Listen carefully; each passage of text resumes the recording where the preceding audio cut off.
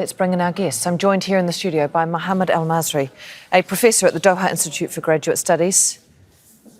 From the Iranian capital, Fawad Izzadi, an associate professor at the University of Tehran. Thank you for joining us. And from Beirut is Ali Rizk, security affairs analyst. Ali, thank you. I want to start with you because this must be feeling a little close to home at the moment.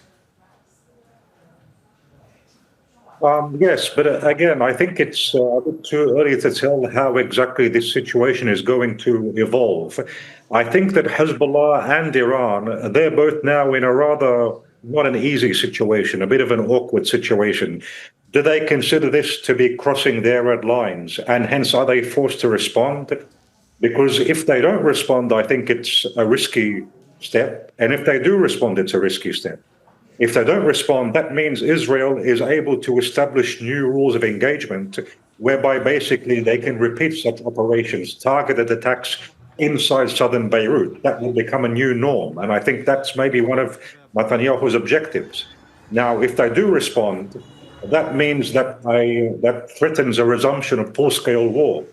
And a resumption of full-scale war, which would involve Iran, by the way, judging by Iran's statements, if we look back at what happened earlier in the week, last Monday, that would also achieve Netanyahu's objective, whereby Netanyahu would be able to derail the talks. So I think that in the end, what it comes down to is, will Iran hence say that this crosses the red line, hoping that maybe Trump will pressure Netanyahu once again in order to abstain from repeating such attacks. But I think that's going to be a bit difficult, given the fact what was mentioned in that ceasefire statement, which was issued by the State Department. Basically, it does give room for Israel to carry out actions like the one which it carried out today. So it has that basis, if you'd like. Hence, I think that both Hezbollah and Iran, I think it is a rather difficult predicament for them, a difficult situation in terms of how to react, what level of reaction, many different scenarios, many dangerous scenarios, I think, regarding what could happen. Fawad, I should bring you in here then. Is this a red line, and should or will Iran respond? You know, about 5-6 days ago, Iranian military issued this statement that if these attacks on Lebanon does not stop, then Iran will hit northern occupied territories. And the more these type of attacks happen, I think the Iranian leaders will get closer to actually making that decision of using ballistic missiles in response to the Israeli attacks in Lebanon. One analysis that's very much dominant in Iran is that Netanyahu needs some sort of a war until October elections in Israel. And since their policy of changing Iran's government has failed, they don't have any serious wins to show when it comes to their operations and attacks on Iran. Then they want to create a sense of victory in Lebanon at the cost of Lebanese people and Lebanese soldiers, as we saw yesterday. Lebanese soldiers now are getting hit by the Israelis. So I don't think Iranian leaders will tolerate this level of aggression for much longer. And I think if the cost of engaging in these attacks is foul language by Trump, that's not going to be enough, because Trump uses foul languages on, every day that he speaks, in every sentence almost. So overall, these attacks need to stop. Other things, you will see major change in Iran's policy in the next few days. Okay. Mohammed, can I ask you then, Fawad has suggested there that the intention here is because Israel needs to be in a war that it can see that it could win. Last week, I think many people thought that this situation had been avoided. Are you surprised by the Israeli action? Well, no, I'm not surprised by the Israeli action. In fact, it's well known that Israel wants to try to provoke Iran. It wants to try to extend the war. It would like a return to all-out war. It hasn't been pleased with a ceasefire situation. And I think we need to start paying attention to what Donald Trump is going to say and do in the coming hours. It's early in the morning in the United States. I've been checking. I don't think he's said anything yet. The Israelis are saying that they gave the United States a heads up. But I think, I would be remiss if I didn't remind all of the viewers that it was the Israelis that kind of twisted the arm of Donald Trump, getting him into the Iran war back on February 28th. The Secretary of State, Marco Rubio, acknowledged as much on the third day of the war. And this could be another situation, potentially, or another instance in which Israel kind of twists the arm of the United States, provoking Iran and sort of igniting the flames of war and then getting us back into an all-out war. And so I think it is going to be interesting and important to see how Donald Trump reacts in the coming hours. It's been clear that he does not want a return to all-out war. I think that much has been made clear through things that he said, and maybe more importantly through U.S. actions over the past several weeks. But we'll see if this now forces a change.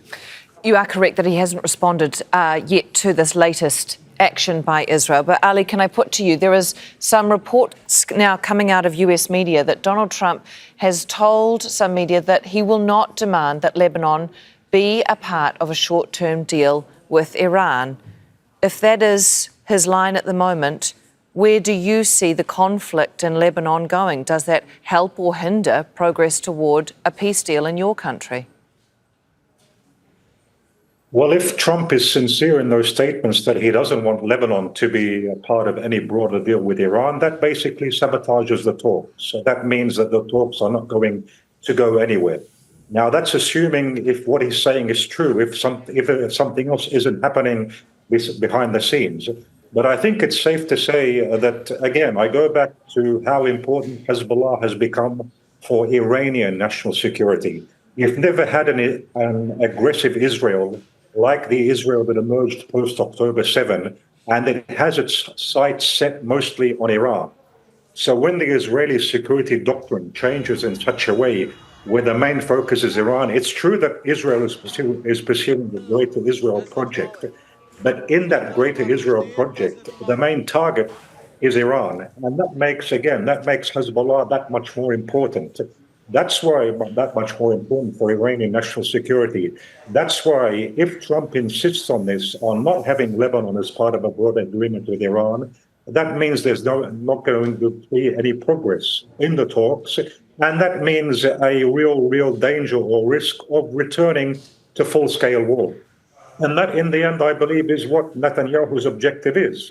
Interestingly, these developments happen as some people are predicting that an agreement once again is imminent. You have the Pakistani interior minister who was visiting Iran.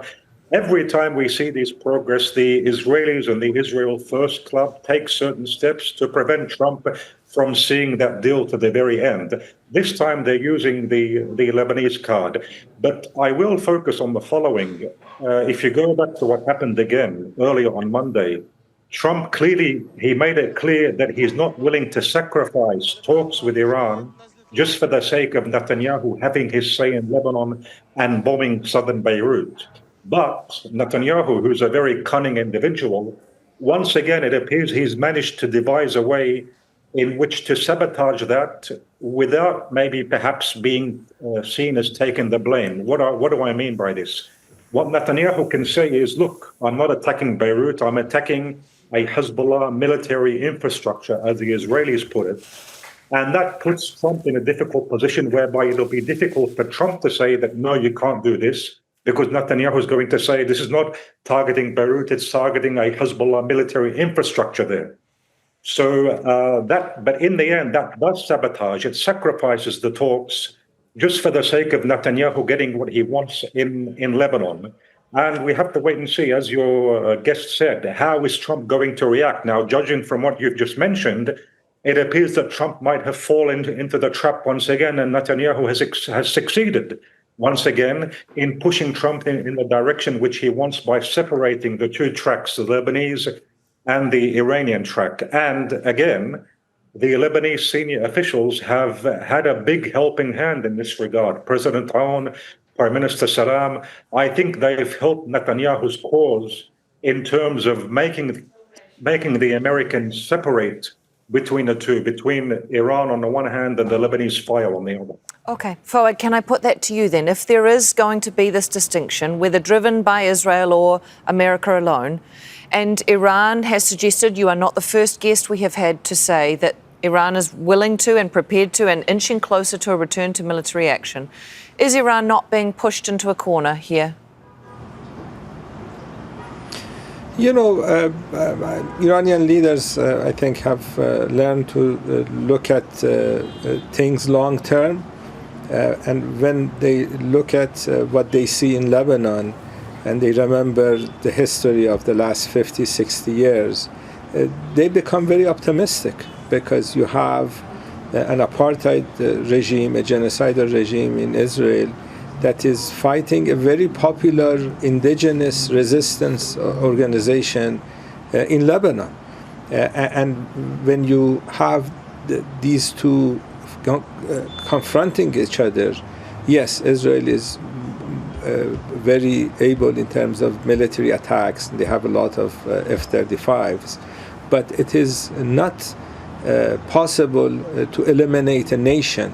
You can weaken an organization, but you cannot eliminate the Lebanese nation. They're going to be in northern part of occupied Palestine for many centuries to come.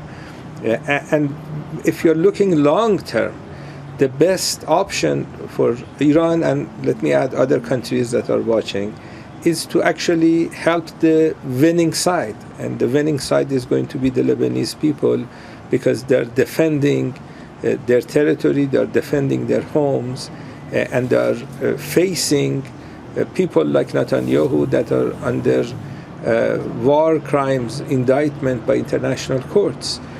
So Iran's support for Lebanon is going to be something that will last as long as Iran is around, and Iran has been around for a long time.